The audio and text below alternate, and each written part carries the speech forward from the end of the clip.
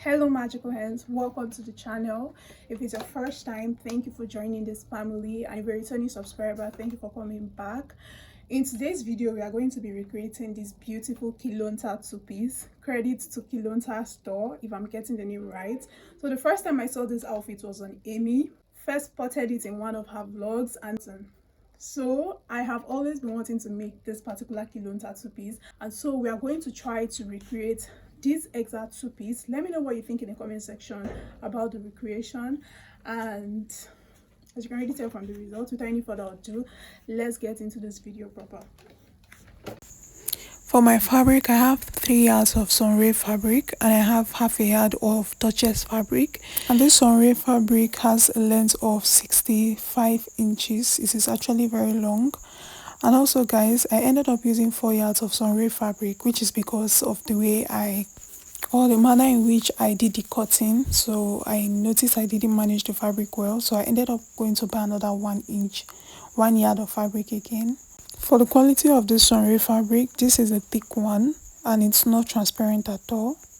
First thing we are going to just is the front piece, and from that point I'm going to mark in what's 1 inch. That 1 inch is going to be for the zip allowance because the front is going to have a zip allowance. So just make a straight line across that point.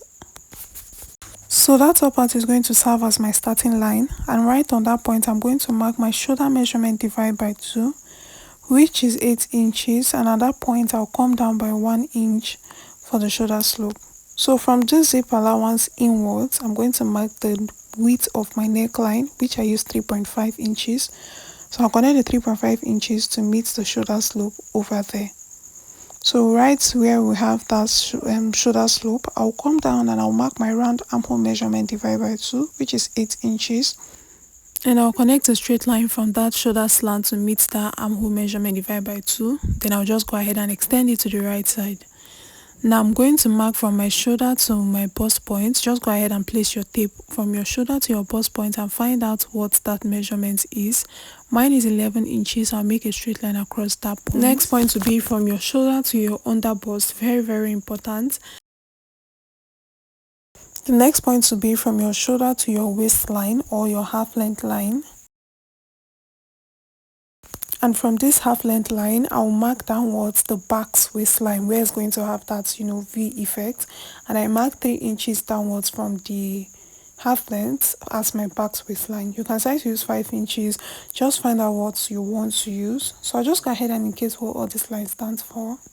In order to get the armhole curve, we are going to find the midpoint of that length, and the midpoint of 8 inches is 4 inches. Right at that 4 inches, we'll come in by half an inch, and we're going to place our ruler as seen. And then in one swipe, we are going to get our armhole curve. Now we're going to start marking our dart, but this dart is going to be from the under bust to the back's waistline. So mark your apex measurement divided by 2 from the under bust line to the back's waistline, and make a straight point across that point. Your apex measurement is your nipple to nipple measurement divided by 2. Now on the back's waistline, that is the full length of this blouse, you are going to take half an inch apart from the apex measurement, and you will connect it to meet the under bust line as seen. Okay, this is just a very regular dart.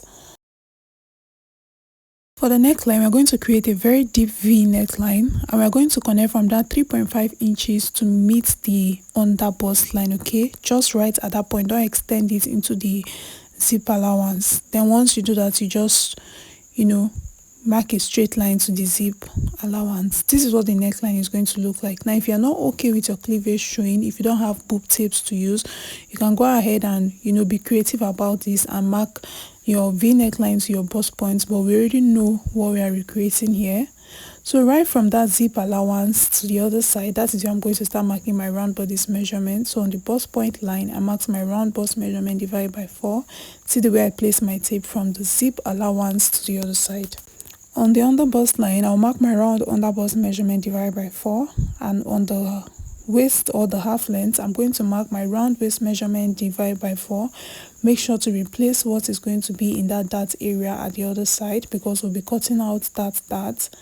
And then on the back's waistline, I'm still going to bring my half length measurement down to the back's waistline. just make sure to replace what we have in that dart arena at the other side. So now we can go ahead and connect all those points together.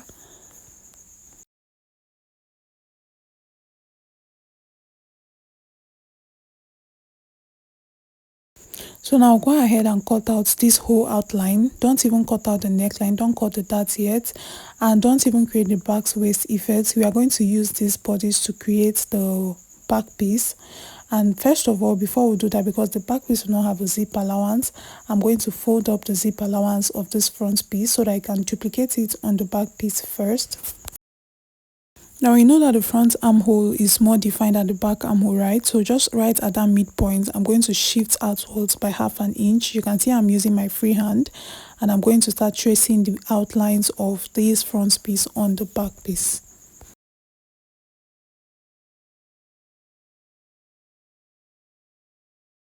Now we're going to redefine the half length line. We're going to extend it forward, which is because the back piece is also going to have a belt from the half length line to the underbust line. So that front piece, I'm just going to fold that back waistline up because it's only the front piece that will have the back waistline. So you guys understand better, this is what I'm talking about. This is where the back piece is supposed to end. So I'll just go ahead with my scissors and use this to cut this back piece out. So now we have the front and back pattern. I'm going to mark the neckline of the back piece. For the depth, I use 1.5 inch, and then for the width, we still use the same 3.5 inch that we use for the front, and I'm going to connect as seen with a curve. The underbust line, to the full length of the back piece, I will indicate it as the belt. Now remember that when we were drafting the back piece, the front piece, there was dart allowance already. So the dart allowance is already on the back piece, so we are going to have to take out that dart. After marking my apex measurement divided by 4, at that half length line, what I have at that point, that is what I'm going to mark, and I'll connect it to meet the underbust line. Okay, just so that we have exhausted that allowance that was added. Now we'll cut out the belt and I'll start cutting out the necklines. Same thing I'll do with the front piece as well. So for the belt of the back piece, I don't want it to have a joining. So now that I've taken out the dart, I'm just going to close it up with my sellotape. Also, the back piece will not have a zip allowance, so right at that point I'm going to right fold, meaning I'm going to cut that side of that fabric or that side of the clothes on fold. Now for the front piece, we can go ahead and indicate the top and the belt side. We can go ahead and start cutting this out.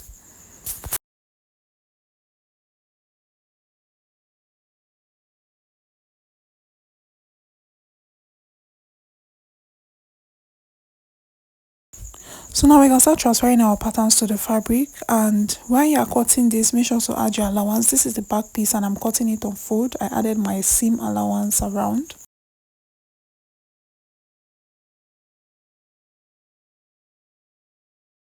Now we'll cut the front pieces and make sure to add the right seam allowance.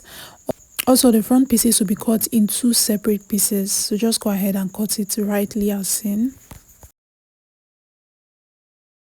So those pieces I cut are the lining pieces. Now I'm going to start cutting the main pieces. Now before I cut the main piece, I will have to slash this. Just use your free hand and spread it so that it is big, because we need this to have some volume.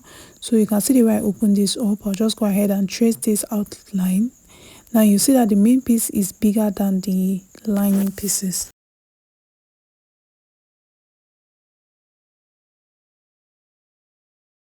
So I'll just place the lining pieces on the main piece so you will see the difference. I don't know if you can spot this very well, but the main piece is smaller, is bigger than the lining piece, and we are going to gather the main piece to match with the other piece. Now we'll go ahead and do the same thing for the back piece as well. We are going to slash this back piece so that it is big, and we'll cut it on the fabric.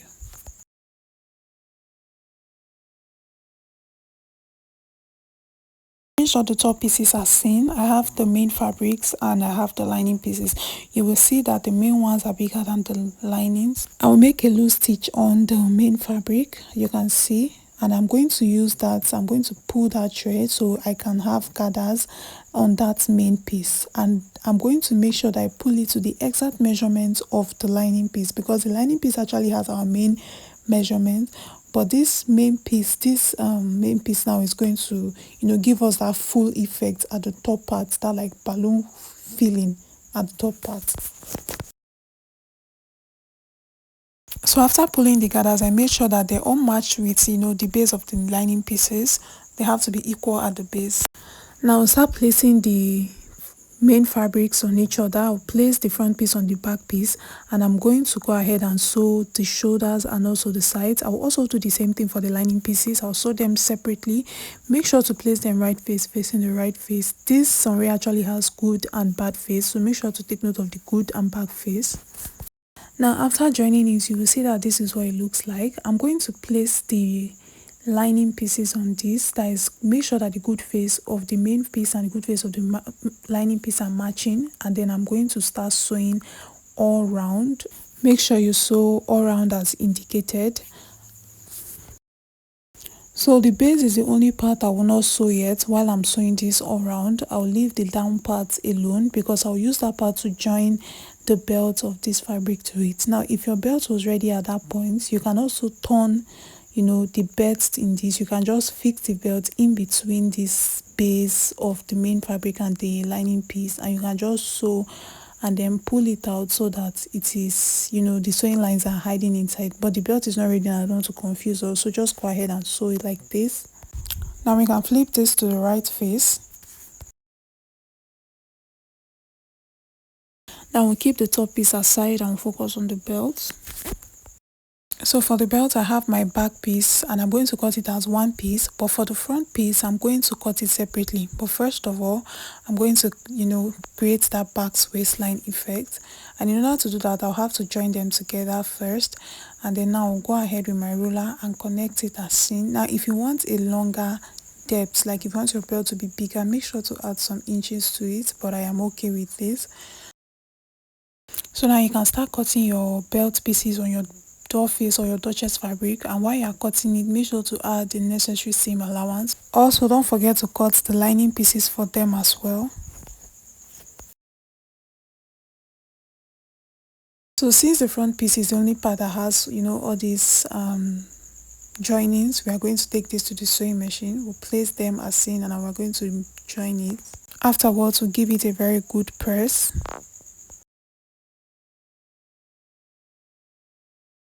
Now I have the main pieces and the lining pieces. I'm going to join the main pieces to the back piece to the front piece. That is for both the main piece and for the lining piece. Okay, just take your time and arrange them. After joining them, this is what they look like. Now we are going to use the lining piece to turn the main piece. But before then, we are going to create a boning space because we are going to insert our boning. So that sewing allowance we have at that front belt side, we are going to make sure that they are all facing one side, and we are going to sew just as seen so that there is sewing allowance, there is enough space for our boning to enter that part. Now these bonings are very, very optional, but I believe they are very, very important. So now we are going to place them on each other, right face facing the right face, and we are going to sew along the base. Okay, the bottom line, we are going to sew it just as indicated. So now this is what the lining piece, the belt looks like after I have turned it. I'll just give this a very, very good press. I can now insert my bonings in the boning cases that we created, and when you fix your boning, make sure to still reduce at least 1/4 of an inch, because half an inch from that top part of the belt is going to be used to join to the main fabric. So just make sure to reduce some for sewing allowance.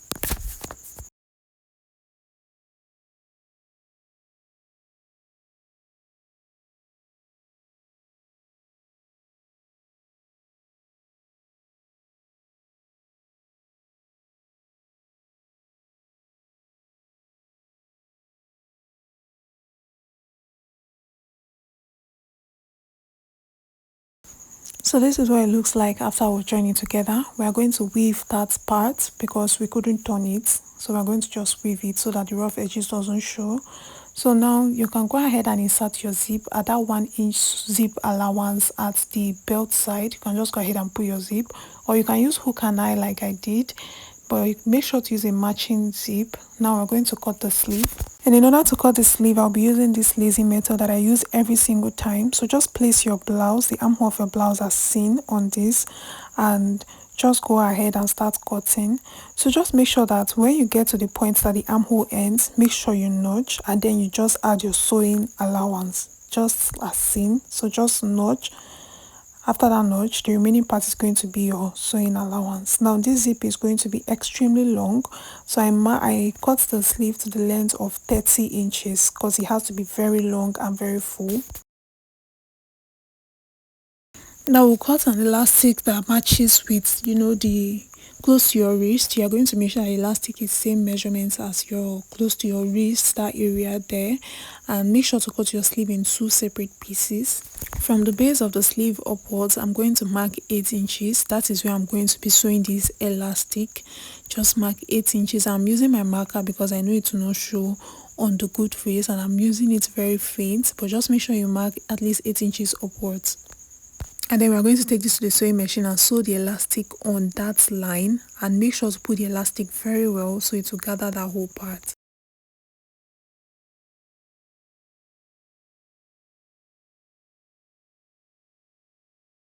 After joining the elastic, we are going to place the sleeve right face facing the right face, and we are going to just close it up. So once I am done with all my sewings, I'm going to take this to the weavers to have it weaved because I don't want to hem this fabric at all. Now we are going to join the sleeve to the top blouse.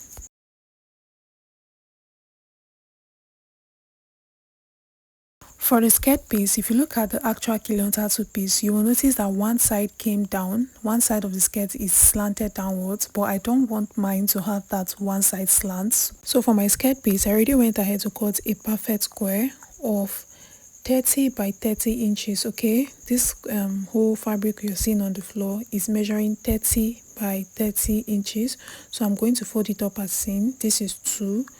And then I'm still going to go ahead and fold it up again so I can have it folded in 4. That is like in a perfect square.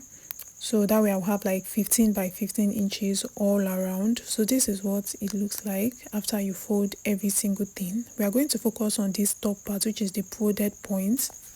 And from that point, I'm going to place my tape and mark that 15 inches, that is half of 13 inches all round, so that I can get a perfect circle from this. Just go ahead and mark 15 inches, take your time, so that we have a perfect circle.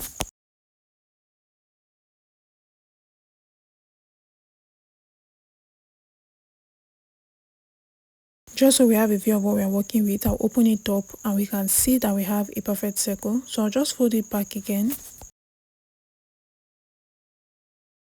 In order to be able to cut the waistline, my round waist measurement is 33 inches. 33 inches divided by 4 gives me 8.25, and now I'm going to divide 8.25 by 2, which gives me 4.125. That is what I'm going to mark from this top part downwards. I'm going to mark 4.125, and that is going to enable me get my waistline. So I know you can see that second piece that is looking very small. That was supposed to be like the second flare, but it was very, very short, and I also didn't want this skirt to be extremely short.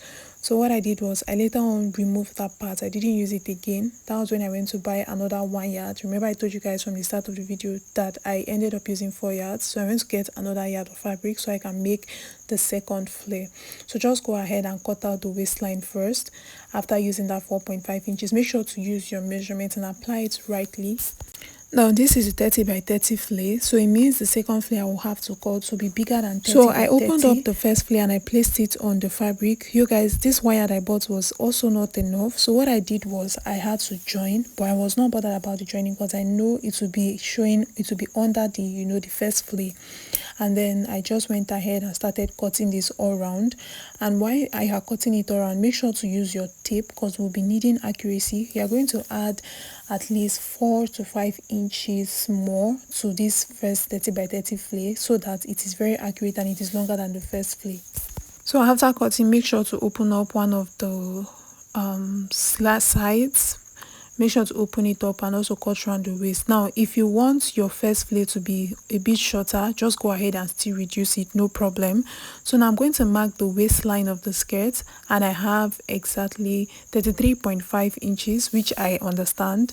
Now I'm going to cut a waistband of 33.5 inches, which I had already cut. You can see it, and I'm going to use this waistband to join everything together. Now I'm going to sew my waistband as seen. You guys just take note of the way I'm going to sew the waistband. You are going to place it like this.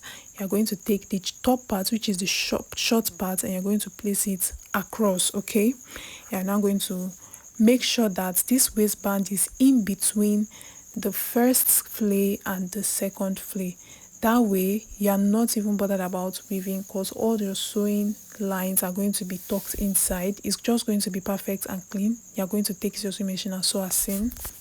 Now this is what it looks like after we've sewn the skirts. We are going to now flip everything over, and we are going to join the sides together. Okay, you are going to sew to the point where you want your zip allowance to be. Now if you want yours to have one longer flay, what you are going to do is, let's take this to be our perfect circle. Before you cut your waistline, you are going to shift this upwards like this. Okay, this is how you are going to shift your folded fabric. That is your fabric that is already folded in four, and then you go ahead and cut the waistline. Now don't go ahead and do it like this. So if you do it like this, to only make your waist measurement bigger than it should be. All you have to do is make sure that that folded side is equal, and then you just push it up like this. Good. Push it to how much difference you want it to have, and you have something that looks like this. So we just go ahead and cut the waistline, and by the time you open it up, you'll have something that looks like this. So let me just fold it up so you guys can see. So after I folded it, you can see that the top part is equal and the down part, one side is longer than the other. So when you want to place it on your skirt, you place the short side on one side and you place the longer side on the other side, and that is how you'll be able to achieve that.